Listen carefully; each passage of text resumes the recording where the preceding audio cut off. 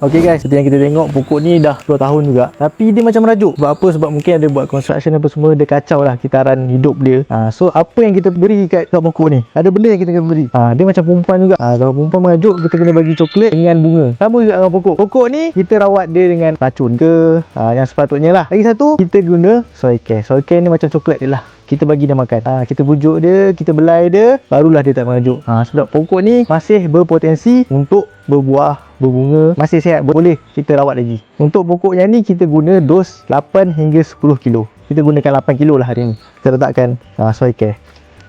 Soil care ni fungsi dia adalah untuk merawat tanah lah. Tanah dia saya nampak kering, nanti dia akan jadi lembap sikit. And then lagi satu, dia akan menggalak akar. Ni dah cukup dah 8 kilo kita timbang tadi.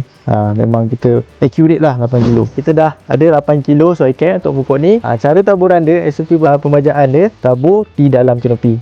Macam tu.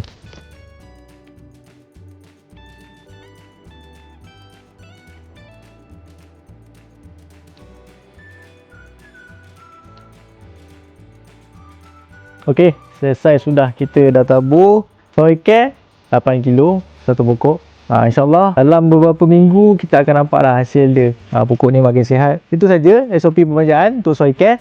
Nak tahu lagi, boleh follow.